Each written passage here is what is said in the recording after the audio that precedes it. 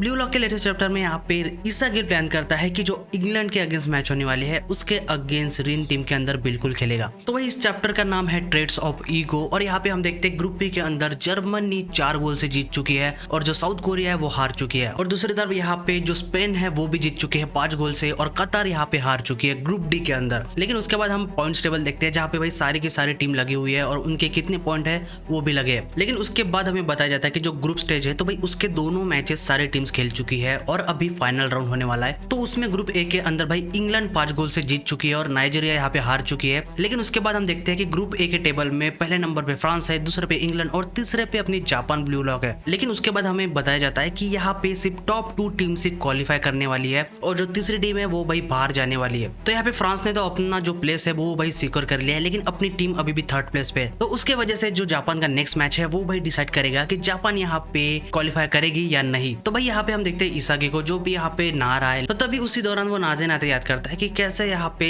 Ego ने सबसे कहा था कि तुम यहाँ पे टीम के बाहर नहीं जाओगे बल्कि रिन बाहर जाएगा। तो वो उसी बात को यहाँ पे याद करता है। तो भाई यहाँ पे ये सब के सब शौक हो जाता है कि आखिर रिन क्यों बाहर जा रहा है। लेकिन तभी भाई यहाँ पे रिन ईगो से कहता है कि आखिर तुम्हारा मतलब क्या है। तो यहाँ पे वो ईगो से क्वेश्चन करता है कि आखिर तुम मुझे ही क्यों टीम के बाहर निकाल रहे हो। और उसके बाद वो कहता है कि मैंने कभी भी अपने ईगो को गिव अप नहीं किया जो कि वर्ल्ड का बेस्ट स्ट्राइकर बनना है। लेकिन यहाँ पे ईसागी और कारासु ने खुद के ईगो को यहाँ पे गिव अप कर दिया था, तो तुम मुझे यहाँ पे क्यों बाहर निकाल रहे हो। तो यहाँ पे भाई हम देखते हैं कि यहाँ पे जो रिन है वो भिड़ चुका है ईगो के साथ। लेकिन यहाँ पे अपना जो ओलिवर है वो बीच में रोकने के लिए आता है। लेकिन उसके बाद भाई ईगो जवाब देता है और वो कहता है कि तुम बिल्कुल सही कह रहे हो, लेकिन यहाँ पे तुम्हारा जो प्रेजेंस है इस टीम के अंदर वो ही इस टीम को रिबॉर्न होने से रोक रहा है। तो भाई यहाँ पे रिन को समझ नहीं आता कि आखिर ये क्या बात कर रहा है। लेकिन उसके बाद यहाँ पे ईगो एक्सप्लेन करता है कि देखो मुझे कोई भी डाउट नहीं है कि अभी तक जो ब्लू लॉक इतने सामने है ये वो तुम दोनों की वजह से है, मतलब ईसागी और रिन की वजह से। लेकिन ये जो रिलेशनशिप है तुम दोनों की वो तभी तक सस्टेन कर पाई तब तक तुम दोनों ही एक साथ इवॉल्व हो रहे थे। लेकिन जो पिछले मैच हुई फ्रांस के साथ तो उसमें जब यहाँ पे ईसागी ने खुद की लिमिट को टच कर दिया और भाई वो रुक गया और उसे पता नहीं था कि आगे क्या करना है, तो उस टाइम तुम भी रुक गए और तुम्हें भी समझ में नहीं आ रहा था कि आखिर तुम्हें क्या करना चाहिए था। मतलब तुम दोनों की कंडीशन बिल्कुल सेम ही थी। लेकिन दूसरी तरफ जब उसके बाद ईसागी ने खुद को रिकवर कर लिया तो उसके बाद तुम भी उसी के साथ रिकवर होने लगे। तो इसका मतलब ये है कि तुम्हारा जो ईगो है वो भाई ईसागी के ईगो के वजह से अफेक्ट हो रहा है और यही तुम्हारे जो प्ले स्टाइल है उसकी जो वीकनेस है और उसकी जो फ्रेजिलिटी है उसको डिस्क्राइब कर रहा है। इस वजह से मैं तुम्हें इस टीम के बाहर निकाल रहा हूँ। लेकिन उसके बाद यहाँ पे ईगो वापस जाता है और जाते वक्त वो उससे कहता है कि एक बार फिर से सोच के देखो तुम्हारे ईगो के बारे में कि क्या ये तुम्हारा ईगो तुम्हें सच में वर्ल्ड का बेस्ट स्ट्राइकर बनाएगा या नहीं। तो तभी भाई अपना सीन चेंज होता है और यहाँ पे हम देखते हैं रिन को जो कि ट्रेनिंग रूम में मेडिटेट कर रहा है और वही वो यहाँ पे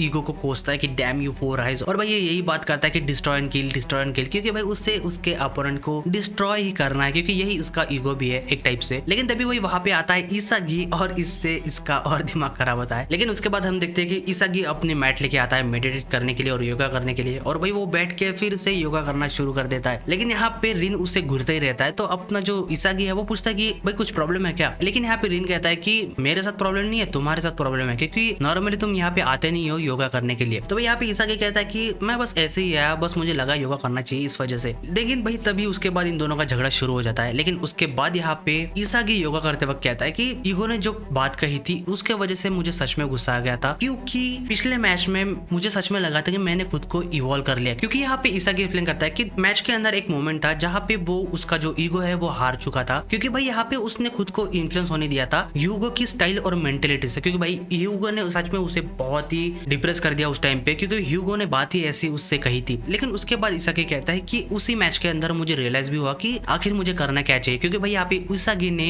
उस टाइम बैटल ऑफ लक किया था ह्यूगो के साथ और वहाँ पे वो जीत भी गया। लेकिन उसके बाद ईसागी कहता है कि तुमने जब ये चीज नोटिस की तो उसी के वजह से हम इस टाइप का प्ले कर पाए उस मैच के अंदर। लेकिन उसके बाद ईसागी एक्सप्लेन करता है कि उसके बाद हम दोनों ही एक दूसरे के रास्ते में आ गए और हम दोनों ने ही गोल मिस कर दिया। लेकिन यहाँ पे ये इस वजह से हुआ क्योंकि हम दोनों ही ये गोल करना चाहते थे जो कि हमारे ईगो की वजह से हुआ, जो कि भाई वर्ल्ड का बेस्ट स्ट्राइकर बनना। तो ये इतनी भी बुरी चीज नहीं थी क्योंकि भाई मैंने भी पिछले चैप्टर में बोला था कि ये गोल मिस हुआ है इसी वजह से ये उतना बुरा लग रहा है। लेकिन अगर ये मिस नहीं होता तो भाई ये बहुत ही बेहतरीन गोल होता। लेकिन उसके बाद यहाँ पे रिन कहता है कि इसी के वजह से तो हम हार गए और उसकी वजह से हम इस पैथेटिक सिचुएशन में आ चुके हैं। लेकिन भाई यहाँ पे ईसागी कहता है कि देखो इतना भी फिक्स मत हो जाओ उस रिजल्ट की वजह से क्योंकि हम बस एक स्टेप दूर थे गोल करने के। तो भाई यही चीज मैंने पिछले चैप्टर में भी कही थी कि अगर ये गोल हो जाता तो भाई ये बहुत ही बढ़िया चीज होती इन दोनों के लिए भी और पूरी टीम के लिए भी। लेकिन उसके बाद यहाँ पे ईसागी एक्सप्लेन करता है कि उसके हिसाब से ये इस वजह से हारे क्योंकि यहाँ पे ये दोनों खुद को एक साथ सिंक्रोनाइज नहीं कर पाए। तो भाई यहाँ पे रिन को समझ नहीं आता कि आखिर ये किस बारे में बात कर रहा है। लेकिन उसके बाद यहाँ पे इसागी उससे कहता है कि मैंने कभी सोचा नहीं था कि फिर से तुम अपनी जुबान तुम्हारे मुंह से बाहर निकालोगे। तो भाई ये सुन के यहाँ पे रिन को गुस्सा आता है। तो यहाँ पे इसागी एक्सप्लेन करता है कि देखो मैं मजाक नहीं कर रहा हूँ, मैं सीरियसली इस बात को कह रहा हूँ क्योंकि मैं जानना चाहता हूँ कि आखिर किस वजह से तुम्हारा जो ईगो है वो ट्रिगर होता है, क्योंकि भाई मैं भी उसके साथ खुद को स्ट्रॉन्गर बना पाऊँ। क्योंकि अगर मुझे ये चीज समझ में आ गई कि तुम्हें कौन सी चीज ट्रिगर कर रही है तो मुझे मेरे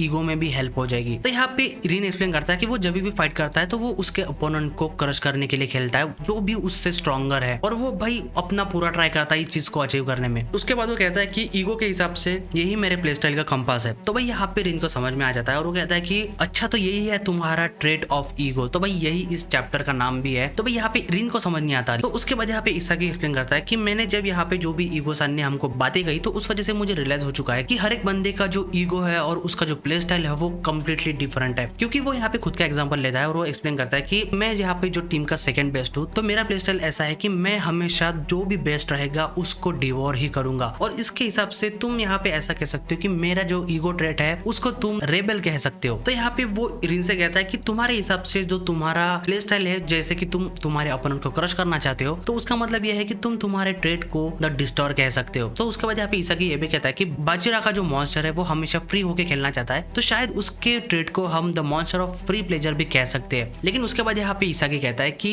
सब लोग अपने हिसाब से खेलते हैं, मतलब उनका प्ले स्टाइल अलग है, उनका ट्रेड अलग है, उनका ईगो अलग है, लेकिन उसके बावजूद भी वो मैजिक नहीं आ सकता जब वो अकेले खेल रहे हैं। मतलब उनको अगर जीतना है और उनको कोई यूनिक मैजिक क्रिएट करना है तो भाई उनको एक साथ होकर खेलना पड़ेगा। और ये सारी चीजें डिपेंड करती है उनके ईगो और उनके प्ले स्टाइल के बीच का जो कनेक्शन है उस पे, और उसको वो यहाँ पे सिंक्रोनी कहता है। मतलब तब ये दोनों चीजें सिंक्रोनाइज हो जाएगी तब जाके भाई इनका प्ले स्टाइल सबसे बेस्ट होने वाला है। लेकिन उसके बाद इसागी कहता है कि मुझे अभी भी नहीं पता कि इस चीज को कैसे अचीव करना है। और उसके बाद वो कहता है कि मैं यहाँ पे आया हूँ क्योंकि मुझे तुम्हारे साथ एक न्यू सिंक्रोनी क्रिएट करनी है। मतलब भाई यहाँ पे इसागी और रिन एक साथ फिर से। तो भाई यहाँ पे रिन कहता है कि सच में तुम मजाक तो नहीं कर रहे हो, क्योंकि यहाँ पे एक मोमेंट पे तुमने मुझे अकेला छोड़ दिया था, क्योंकि भाई मैच में इसने रिन को सच में अकेला छोड़ दिया था। और दूसरी तरफ तुम यहाँ पे मुझे मेरे ईगो के बारे में हिंट दे रहे हो, तो मेरे ख्याल से तुम एक रेबल नहीं हो बल्कि तुम एक डिमन किंग हो। तो यहाँ पे दूसरी तरफ इसागी कहता है कि देखो मैं बस यहाँ पे ये कहने की कोशिश कर रहा हूँ कि अगर मुझे यहाँ पे वर्ल्ड का बेस्ट स्ट्राइकर बनना है तो मुझे तुम्हारे डिस्ट्रक्टिव ईगो की जरूरत है। तो भाई यहाँ पे रिन को समझ में आ जाता है और वो कहता है कि तुम्हें मुझे डिवोर करना है, मैं गलत तो नहीं कह रहा हूँ। और उसके बाद वो कहता है कि तुम मुझे डिवोर तो करना चाहते हो लेकिन मैं अभी उसके लिए तैयार नहीं हूँ, क्योंकि भाई रिन यहाँ पे नंबर 1 नहीं है और इसागी हमेशा बेस्ट प्लेयर को ही डिवोर करेगा। लेकिन उसके बाद यहाँ इसागी का कहता है कि टेंशन मत लो, क्योंकि इंग्लैंड के अगेंस्ट जो मैच होने वाला है उसके अंदर तुम बिल्कुल खेलोगे और फील्ड के अंदर तुम बिल्कुल एंटर करने वाले हो, क्योंकि मैं तुम्हारे लिए सारे दरवाजे ओपन करूंगा कि तुम यहाँ पे मैच के अंदर बिल्कुल खेलोगे। और यहाँ पे इसागी कहता है कि मैं तुम्हारे बैक को कवर करूंगा, क्योंकि यहाँ पे यही हम दोनों का नेचर है और इसी तरह हम खुद को एक्सप्रेस करते हैं हमारे ईगो के थ्रू। और तुम इस सारे पीस में से मेरा लास्ट पीस होने वाले हो जो कि ब्लू लॉक को बचाएगा अगले मैच में। तो दोस्तों इसी के साथ ये चैप्टर खत्म होता है और यहाँ पे भाई इसागी ने प्लान कर लिया है कि रिन को कैसे इस्तेमाल करना है अगले मैच में। तो दोस्तों अगर आपको ये वीडियो पसंद आए तो वीडियो को लाइक और चैनल को सब्सक्राइब जरूर करना और हाइप अप भी कर देना। और आपका क्या ओपिनियन है इस चैप्टर के बारे में नीचे कमेंट करके जरूर बताना। तो मिलते हैं दोस्तों अगले चैप्टर में।